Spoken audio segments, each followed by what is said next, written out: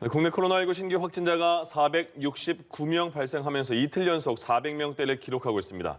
방역당국은 일평균 지역 발생 환자 수가 다시 400명대로 올라서자 거리두기 단계 조정안 발표를 주말로 미뤘습니다. 네, 관련 내용들 백순영 가톨릭대 의대 명예교수와 함께 짚어보도록 하겠습니다. 어서 오세요. 안녕하십니까? 안녕하세요. 예. 최근에 400명대 일일 확진자가 나오다가 또 IM 3교회발 확진자가 나오면서 또 400~500명대가 나오고 있어요. 요새 상황은 어떻게 파악하세요?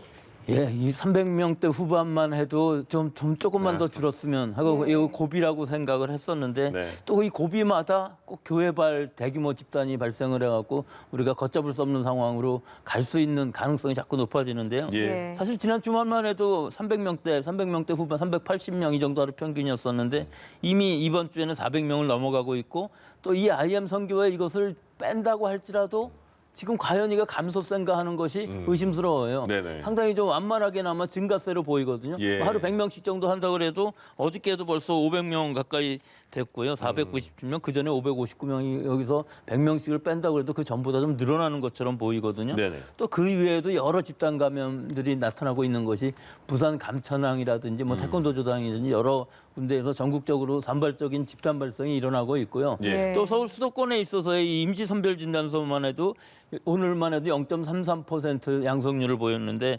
70명이 발생을 했거든요. 예. 이 상황이 사실은 지역사회에 있어서 무증상 감염을 어느 정도 나타내준다고 볼 수가 있는데 상당히 이게 0.3%에서 떨어지지 않고 0.25에서 3% 정도 계속 유지하고 있다는 것은 지역사회에 있어서의 무증상 감염의 빈도는 줄어들지 않고 있다는 걸 나타나기 때문에 네. 아직도 겨울철이고 뭐 여러 가지 변이주들도 있고 있습니다만은 지금 상황이 조금 더 심각해지는 상황으로 가고 있다 이렇게 볼 수가 있겠습니다. 이게 계속 그렇게 400명, 500명대 이렇게 유지가 되는 게 안 떨어지는 게 말씀하신 것처럼 무증상 감염자를 못 찾아내서 그런 게 큰 겁니까? 그렇죠. 이유가? 무증상 감염자는 찾아낼 수는 없죠. 네네. 본인이 가서 지금 임시선별 진단소라는 그러네요. 것이 굉장히 효율적인 것이 내가 이상하다 그러면 가서 하는데 예. 이렇게 70명씩이나 나온 지금 전체 환자가 469명 신규로 발생했는데 이게 수도권에서만 70명이라는 얘기는 수도권에 있어서는 뭐 3명, 4명 중에 1명이 자기가 증상을 뭐 느끼지도 않았는데 피곤하거나 컨디션 나쁜 정도로 가서 받는 것이거든요. 네. 증상이 있는 경우에는 선별진단소 가고 예. 접촉을 하면은 가는 거기 때문에요. 예. 그러니까 이 상황이 지금 굉장히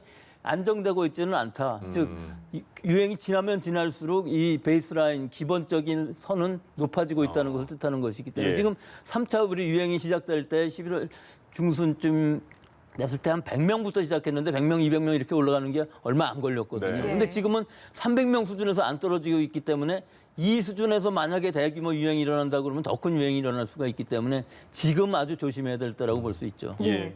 현 상황을 바탕으로 해서 정부에서 거리두기 단계를 조정을 할 텐데 사실은 오늘 발표를 하려고 했다가 주말로 미뤄졌거든요. 앞서 교수께도 언급을 해주셨지만 IM 선교회라는 변수에 대한 판단 좀 더 면밀히 해보려는 의도인 것 같습니다. 그렇습니다. 지난주까지만 해도 이 설 되기 전에 조금이라도 좀 감소 추세가 나타나고 지금 감염 재생산 지수도 0.8 정도이기 때문에 예. 상당히 희망적인 부분이 있었어요. 네. 뭐 2.5단계 기준에 들어간 것뿐만 아니라 5인 이상이라는 것도 사실은 너무 오래 하면은 이 해이감이 나올 수 있는 상황이기 때문에 예. 실제로 지키는 사람들도 있지만 또 안 지키는 사람들도 많이 있는 것인데 네. 이것이 설까지 그렇게 하라고 그러면 좀 과격한 부분이 있어서 좀 그 부분은 어느 정도 완화가 되지 않을까 생각을 했었는데 지금 이 IM 선교의 경우에 있어서 5개 시도 6개 시설에 340명이 확진을 받았는데 이 확진된 이 숫자가 중요한 것이 아니라 실제로 시작한 시점이 굉장히 이르다는 것이죠. 1월 초부터 이미 확산은 시작되고 있었던 것인데 모르고 있었기 때문에 이렇게 100%까지 올라간 것이고 예. 이것이 얼마나 과연 통제가 가능할 것이냐, 이 전국적으로 지금 퍼지는 상황인 것이냐 하는 것과 그 이외의 다른 산발적인 집단 감염도 무시하지 못할 만큼 늘어나고 있는 상황이기 때문에 이 완화라는 것은 지금으로 봐서는 어려울 것으로 보이고 예. 올 설 연휴까지는 좀 우리 행동을 자제하고 5인 이상 모임이라는 건 가지 말라는 얘기니까요. 결국은 네. 고향이든 어디든 여행을 가지 말라는 얘기가 되는 것이기 때문에 이 우리가 예방주사를 시작하는 2월, 3월까지는 이것이 잘 통제가 되지 않으면은 예방접종 그 자체에도 상당히 심각한 부분이 생길 수가 있거든요. 네. 예방접종이라는 것도 다 가서 맞아야 되고 또 기다리는 시간이 있고 여러 접종한 후에 기다리는 15분, 30분 기다리는 시간들 다 있지 않습니까? 또 부모님 모시고 가야 되는 사람들도 있고 여러 행동들을 봤을 때 이 설 연휴를 잘 지나가지 못하면 우리 접종 이 계획 자체도 상당히 힘들어질 부분들이 있기 때문에 예. 어쩔 수 없을 것 같습니다. 예, 거듭 말씀해주고 계시지만 실제로 설 연휴를 앞두고 있기 때문에 조정안이 어느 정도 수준에서 결정이 될 것인가 이 부분도 굉장히 많은 관심을 받고 있거든요. 어느 정도가 적절하다고 보십니까? 글쎄요, 지금 뭐 적절한 수준은 누구도 알 수 없고 방역 당국에서도 며칠 더 느리고 가는 것들이 지금 상황에서 보면 며칠이라도 더 봐야 오늘 내일 상황만 해도 상당히 중요하거든요. 결국은 일요일 정도에 결정을 할 것으로 보이는데 뭐 오늘의 숫자만 보더라도 이것이 줄어들고 있지는 않지만 400명이 넘는 이런 수준에서 우리가 2.5단계 완화시킬 수 있느냐 하는 것은 좀 그렇지는 않을 것으로 보이고요. 예. 또 9시 이후 서울 수도권의 경우 2.5단계이면서 9시 이후 다 영업 제한이 되어 있기 때문에 굉장히 불편하고 중소상공 영업하시는 분들 상당히 부담이 많으실 것 같은데 네. 지금 상황에서 보면 지금 이번 달 말까지가 2.5단계 비수도권 2단계에 있지 않습니까? 네. 앞으로 2주만 더 잘 버티면은 그 다음에는 어느 정도 완화가 가능할 것으로 보이기 때문에 예. 지금 하지 않으면은 사실은 또 대규모 확산이 일어날 수가 있어서 이 숫자가 너무나 작지 않은 숫자다 400명이라는 것이 네. 우리가 1,200명까지 갔으니까 지금 300~400명 이게 좀 완화된 것으로 보이고 좀 덜 나오는 것으로 보여서 주민들의 우리 국민들의 이동량들이 많이 늘어나고 있는 게 이게 더 지금 심각한 부분이 있는 것이거든요. 예. 이 규제 이 자체보다도 우리 국민들이 좀 해야 되는 것을 우리 이 거리두기 단계라는 것은 메시지를 주는 것이거든요. 그러니까 이 메시지를 지금 완화시키면은 좀 힘들 것 같습니다. 설날까지는 조금만 더 참자 이런 말씀으로 들립니다. 아까 말씀하신 것처럼 IM 선교회발 확진자들이 전국에서 340명까지 나왔습니다. 근데 보니까 이 학생들이 기숙할 때 휴대폰도 꺼라 그러니까 동선 추적도 잘 안 된다고 하고 지역 주민말 들어오면 335 이동했다 이런 말도 들리거든요. 그러면 도대체 무증상인 그 학생들도 많고요. 지역사회까지 퍼진 거 아닌가 이런 우려도 나오는데 어떻게 보세요? 아마 처음에는 기숙 생활을 했고 그 안에서만 있었다고 얘기를 했기 때문에 네네. 상당히 제한적일 거라고 생각했는데 예. 우리가 일반적으로 생각해 보더라도 기숙사에서 저녁 때가 되면 편의점도 가고 뭐 빨래방도 가고 하다못해 뭐 노래방 같은 데도 가고 다 갔을 것으로 보여요. 예. 그것이 또 시간적으로 봤을 때 한 달 가까이나 됐기 때문에 또 장소도 또 한 군데가 아니고 전국에 지금 걸쳐 있고 관련된 시설들 또 여러 가지 교회들 다 접촉들이 있었을 것으로 보여서 예. 사실 지금 이 시간에 찾는다고 하더라도 지역사회의 무증상 감염으로 퍼진 것은 막지는 못하는 것으로 보이기 때문에 그 주변에 계신 분들이 자발적으로 진단 검사를 먼저 받는 것이 지금은 맞을 것으로 보입니다. 우리 예. 이태원 발 그 집단 감염이 나왔을 때에 그 사람들을 다 추적을 하지 못하니까 좀 익명으로 무료로 좀 진단을 받아주십시오 하갖고서 잘 통제가 됐거든요. 네네. 지금 상황도 비슷한 것이 방역 당국에서 아무리 열심히 가서 찾는다고 그래도 다 못 찾습니다. 결국은 그 학생들이 또 얼마나 왔었는지도 모르고 지역 주민들도 뭐 안 본 사람들이 잠깐 지나간 거 정도로 보이지 접촉이 얼마나 일어났는지는 알 수가 없기 때문에 예. 의심이 가고 내가 조금이라도 뭐 기분이 이상하다 접촉한 가능성이 있었을 것 같다 하면은 네. 자발적으로 진단 검사를 받는 것이 더 중요한 것으로 보이는 것이 지금 서울 수도권에서 하고 있는 임시선별진단소처럼 그런 형식의 자발적인 진단 검사를 바로 받는 것이 좋을 것으로 보이고 예. 아마 네. 방역 당국도 그런 부분들에 여러 가지 조치를 할 것으로는 봅니다. 그러니까 이게 그 지역마다 뭐 대전, 광주에 있다가 뭐 홍천까지 가고 왔다 갔다도 많이 하셨잖아요, 이분들이. 그래서 지역에 있는 분들은 네, 말씀하시죠. 근데 그 정도뿐만 아니라요. 예. 그건 좀 더 심각한 문제였는데요. 네네. 증상이 나타난 사람이 있었는데 옮긴다고 홍천으로 간 거 아닙니까? 예, 예. 그 부분들이 거의 100% 예. 감염이 되었고요. 이 기본적인 기숙사 자체가 한 곳에서 모여 있는 사람들이 전국에서 모인 학생들이라는 것이죠. 네네. 또 선생님들조차도 그 지역의 선생님이 아니고 다른 부분에서 온 분들이 있을 수가 있기 때문에 예. 예. 이 부분들이 과연 집에 안 갔었겠냐 하는 것이죠. 이 한 달이라는 시간 동안에 네. 집에 가서 가족들도 만났고 집에 안 갔더라도 부모님이 찾아와서 만났을 수도 있는 것이고 교사들인 경우에 있어서는 출퇴근을 하면서 지역사회 접촉이 있었을 것이기 때문에 예. 이게 뭐 걷잡을 수 없이 큰 상황입니다. 근데 그렇지만 이것이 일단은 우리가 이런 IM 선교회라는 목표가 있기 때문에 이 네. 부분들의 명단이라든지 접촉한 동선들을 다 찾아가면서 신천지처럼 그 많은 사람들이 있었지만 그 목표가 있으면은 사실은 방역 통제는 가능한 것이거든요. 예. 그러니까 빠르면 빠를수록 빨리 통제를 해야만 이 전국적으로 퍼지는 것을 막을 수가 있지. 좀 시간이 지나면은 감염원을 알 수 없는 환자들이 더 나오는 상황인 것이지. 예. 결국은 중간에 N차 감염의 고리는 알 수 없어지는 상황이 되죠. 예. 이 밖에도 우려되는 집단 감염이 지금 곳곳에서 발견이 되고 있는데 어제 전해드린 부산 감천항을 비롯해서 뭐 앞서 말씀해 주셨지만 안동, 충주, 김제 곳곳에서 발생하고 있거든요. 어느 정도의 상황인 겁니까? 글쎄요, 이거 뭐 산발적인 집단 발생이라는 것은 항상 우리가 작년에 1월에 환자가 나온 이후로 신천지가 대규모 집단 이후로는 산발적인 거 계속 나온 것이거든요. 예. 이 산발적인 걸 막을 수 없다는 이유는 감염원을 알 수 없는 환자의 비율이 4분의 1은 된다는 것이기 때문에 예. 어디선가에 있다는 것이고 특히 가족을 중심으로 해서 감염이 되는 것이 많기 때문에 네. 지금 그런 상황에서 이 집단 발생을 막을 수는 없는 것이지만 실제로 선별진료소라는 건 굉장히 큰 역할을 합니다. 그래서 예.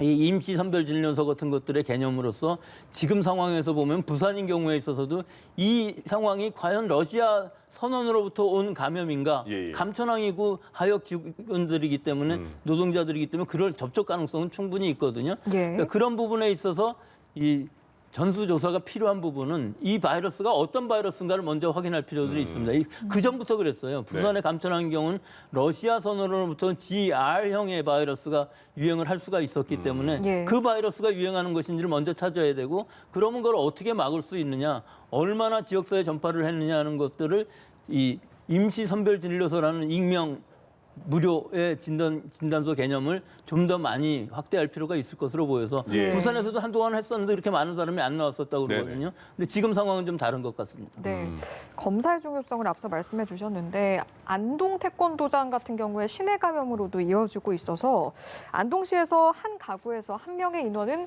의무적으로 좀 검사를 받자 이런 행정명령을 검토하고 있다고 합니다. 실효성에 있어서는 어떻게 보십니까? 글쎄 실효성에서는 별 중요성이 효과성이 없어 보이는 것이 일단 생각하기에는 행정명령을 내려서 무조건 한 사람씩 다 받아라 하면은 그럼 안 받으면 벌칙을 내리겠다는 얘기인 것 같이 보이는데요. 예. 이거보다는 사실은 그 한 집안에 한 사람이 감염되지 않은 사람이 가서 진단을 받고 내가 음성이라고 그러면은 결국은 안심하고서는 또 행동할 부분이 있는 것이거든요. 예. 근데 자기는 얼마든지 감염될 수 있는 것이기 때문에 오히려 불특정 다수가 자기가 이상할 때 진단을 받고 자기가 방역에 좀 더 철저히 하는 것이 더 중요하고 예. 이런 부분에 있어서의 그 탁상 행정으로서 이게 행정명령으로서 내린다는 것은 큰 의미는 없어 보이기 때문에 이 전체적으로 모든 사람들이 잘 지키면서 내가 이상할 때 진단검사를 받는 것이 더 중요할 것으로 봅니다. 예. 드디어 다음 달부터 백신 접종이 시작된다고 정부가 공식적으로 발표를 했습니다. 그리고 구체적으로 분기마다 이러한 사람들 먼저 백신을 맞게 하겠다 이렇게 나왔거든요. 표를 보시면요. 그러니까 1분기에 요양병원, 노인의료복지기관, 고위험 의료기관 종사자 접종 시작하겠다. 그러니까 1분기는 좀 약간 백신 물량은 좀 적은 거죠?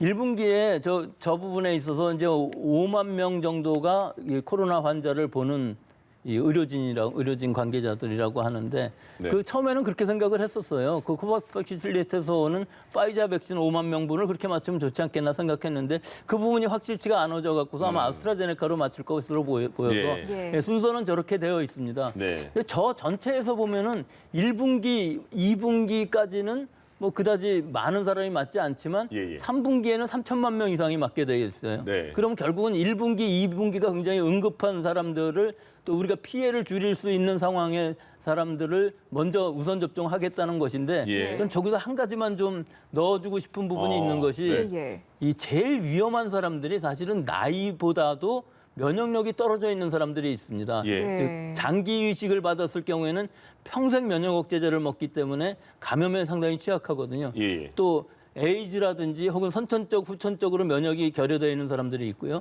항암 치료를 받고 있는 사람들, 즉 항암제라든지 혹은 방사능 치료를 받고 있는 사람들도 네. 상당히 면역력이 떨어져 있습니다. 감염이 되면은 이 바이러스를 제대로 제거를 하지 못하기 때문에 우리 몸 안에서 장기간 머물게 되고 증상이 나빠지는 것뿐만 아니라 몸 안에서 변이주가 나올 가능성이 높아집니다. 예. 그렇기 때문에 전 사회적으로 봤을 때에도 이렇게 면역력이 떨어져 있는 사람들은 나이에 상관없이 좀 최우선 순위로 넣어주는 것이 좋지 않을까. 네, 저는 그런 생각을 하는데 이 예, 부분에서 지금 그런 배려는 되어 있지 않습니다. 만성 질환자가 굉장히 뒤에 들어가 있는데 네네. 뭐 일반적으로 만성 질환자들은 60이 넘은 사람들은 뭐 거의 반 정도 다 하나 둘 질병이 있기 때문에 이것을 우선순위로 할 수는 없겠지만 좀 더 질병으로 봤을 때는 심각한 면역 저하가 되어 있는 상태의 환자들인 경우에 있어서는 예. 좀 더 배려를 해주는 것이 좋지 않을까 하는 것이고 예. 이 환자 수는 그다지 많지는 않습니다. 그래서 전체적으로 봤을 때는 우선순위는 주되 뭐 본인이 안 맞겠다 나는 면역력이 너무 없어서 예방주사도 못 견디겠다 그러면 안 맞는 것이지만 네. 순위로서는 좀 최우선 순위에 넣어주는 것이 배려를 해주는 것이 좋지 않겠나 하는 그런 세세한 부분에 좀 재원이 필요할 것으로는 보이는데 예. 아직까지 그런 얘기들은 나오고 있지는 않습니다. 지금 말씀하신 것처럼 화이자 5만 명분이 먼저 들어올 수 있을 거라는 얘기가 있었지만 아직은 그 아스트라제네카하고 먼저 접종되는 거는 정해지지 않은 상황이잖아요. 확실하겐. 정해지지 않았는데 아마 그 코박스 퍼실리스트에서 들어오는 파이자는 조금 더 뒤에 들어올 것 같습니다. 네. 그래서 아스트라제네카의 2월 말에 이 75만 명 정도가 들어온다니까 150만 회분 이것이 제일 먼저 들어올 것으로 보이고 네. 이것이 먼저 이제 접종을 하게 되면 사실은 연습으로도 이것이 더 좋습니다. 파이자 같은 경우에는 꼭 접종센터라든지 냉동고 초저온 냉동고 시설이 있는 제대로 된 상황에서 맞아야 되는데 사실은 이 의료진인 경우에 있어서는 다들 젊은 사람들이고 면역력도 강하고 사고가 나기도 어렵고 사실은 병원 자체에서도 맞을 수 있는 가능성이 높기 때문에 큰 문제는 없을 것으로 보였습니다만은 아스트라제네카인 경우에 있어서는 독감 백신하고 비슷한 상황에서 맞출 수가 있기 때문에 일단 예행 연습처럼 시작을 하면은 아스트라제네카 백신이 훨씬 더 좋을 것으로 보이고 제일 처음 시작하는 것이 국립중앙의료원이라고 하니까 거기서 의료진들이 잘 통제된 상태에서 맞기 시작하면서 좀 이런 시행착오들을 겪지 않게끔 뭐 결국은 시행착오는 겪을 수밖에 없을 겁니다. 왜 그러냐면은 두 번을 맞아야 되는 것이기 때문에 우리 인구 지금 5천만 명에 3,600만 명, 뭐 한 3,700만 명이라고 그러면 7,400만 도즈 그 회분만큼 맞춰야 되기 때문에 독감 백신 맞는 정도의 상황은 절대로 아니기 때문에 굉장히 많은 시행착오들을 겪어가면서 하나하나 고쳐가면서 피해 없이 잘 투명하게 잘 지나갔으면 좋겠습니다. 교수님, 이게 백신 종류가 4-5종류가 되는데 한 번도 맞아본 적이 없는 백신이지만 그래도 궁금한 것 같아요. 많은 분들이 나는 그럼 뭘 맞을 수 있지? 뭘 맞을까? 근데 선택을 못 한다고 했잖아요. 그럼 내가 어떤 백신을 맞았을 때 저 맞은 백신 뭐예요? 물어보면 알려는 주나요? 알려주는 정도가 아니라 완전 정보가 저장이 돼야 되겠죠. 그렇군요. 그렇지 않으면 큰 혼란이 일어나죠. 또 내가 원하는 백신을 맞겠다 그러면 더 큰 혼란이 일어납니다. 우리가 지금 수급 자체도 전 세계적으로 이게 불확실합니다. 아스트라제네카도 지금 들어온다는 것이 2월 달에 75만 명분이 확보됐다는 거 정도인데 우리는 1,000만 병을 맞춰야 되거든요. 2천만 도즈가 필요합니다. 그렇기 때문에 이 2천만 도즈를 먼저 다 맞춰야만 어느 정도 진행이 되는 것인데 나는 이 아스트라제네카 안 맞겠다 그러면 그럼 그다음에 어떻게 되겠습니까? 그러면은 사실은 법으로는 지금 이렇게 돼 있습니다. 안 맞겠다 그러면은 저 뒤에 4분기에 가서 맨 뒤로 가기 때문에 실제 예약을 해놓고 그때 맞아야 되고 내가 몸이 이상하면은 좀 예약은 연기할 수가 있겠지만 선택권은 없습니다. 하지만 아스트라제네카가 1,000만 명분 잘 들어온다 할지라도 그 다음이 이제 또 문제입니다. 얀센이나 모더나가 들어와야 되는데 얀센은 600만 명분 이것도 큰 문제가 없이 뭐 들어온다고 하더라도 1,600만 명이거든요. 그 다음에 이제 진짜 문제가 될 관건은 2천만 명분의 모더나 백신이 5월 달에 예정한 대로 들어올 수 있느냐 하는 것이 제일 큰 문제라고 봅니다. 전 세계적으로 지금 모더나 백신 제대로 수급이 되지 않고 있는데 앞으로 4개월 후에 모더나 백신이 수급이 다 잘 풀려서 전 세계적으로 들어오는데 우리나라에서 2천만 명분 과연 가능할까? 4천만 도즈입니다.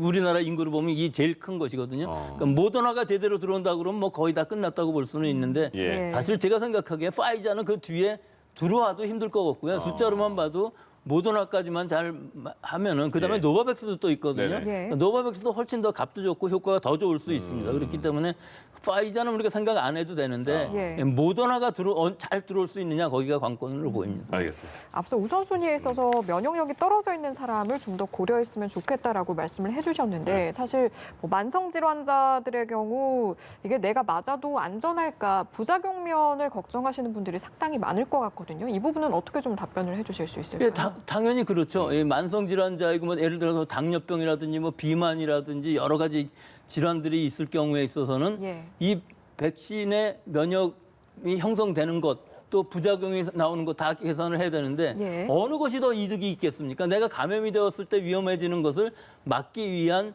이 백신의 부작용은 상당히 제한적이거든요. 만성병이 있는 사람들이 부작용이 나올 확률이 뭐 거의 없습니다. 예. 실제로 아나필락시스라고 지금 그 급성 중증 알러지 쇼크 같은 경우에 있어서도 이 파이자인 경우에 있어서는 10만 명에 한 명, 예. 모더나는 40만 명에 한 명 정도 나오고 그 의료기관에서 30분만 기다리고 있으면은 그 쇼크가 안 나온 걸 확인하고 집에 갈 수가 있기 때문에 거의 걱정을 안 하셔도 되는 것이기 때문에 예. 실제 자기 몸이 견딜 수만 있다면은 컨디션이 좋을 때 가서 맞으시면은 나이에 상관없이 걸어가서 맞으시는 분은 아무 문제가 없을 것 같습니다. 네. 다만 요양원이나 요양병원에 누워 계시면서 좀 초고령이면서 말기이신 분들은 이 면역조차도 이렇게 가볍게 생기는 면역 반응조차도 견딜 수 없는 상황들이 있을 수 있기 때문에 예. 그런 부분은 권고하지 않지만 일반적으로 어떤 기저질환이 있다 하더라도 예방주사는 지금은 맞는 것이 좋다고 생각합니다. 그럼 교수님 마지막으로 코로나에 걸렸다가 완치된 분들도 계시잖아요. 그런 분들도 접종을 하는 겁니까? 예, 그것도 마찬가지입니다. 예. 예, 완치가 되었을 때 우리 몸에 항체가 생기는 건 분명합니다. 네네. 하지만 이 항체가 얼마나 갈지를 모르는 것이죠. 아. 그래서 지금 권고하기로는 완치가 된 후에 90일 정도 이후, 즉 격리 해제된 이후에 90일 이후가 되면은 예방주사를 맞는 것이 좋겠다 하는 것이 이 예방주사를 맞으면 완벽한 면역력을 얻을 수 있는데 즉 완치된 환자보다도 훨씬 더 큰 면역력을 얻기 때문에 내가 경증으로 알았는지 중증으로 알았는지 사람마다 다 다를 것이고 그 면역 정도가 사람마다 다 다를 수가 있기 때문에 예. 자기가 그 걱정할 것 없이 일단 맞으면은 그 면역력보다 훨씬 더 큰 면역이 얻어지고 예. 그 이후에 감염되는 것은 중증으로 가지 않고 가볍게 끝날 수가 있기 때문에 2회 접종만 하면은 면역력을 얻을 수 있기 때문에 완치자인 경우 또는 무증상으로 끝난 경우 모든 예. 사람들이 다 맞는 것을 권고하고 있는 것은 맞는 것으로 보입니다. 알겠습니다. 자세한 말씀 잘 들었습니다. 지금까지 백순영 카톨릭대 의대 명예교수와 함께했습니다. 고맙습니다. 고맙습니다.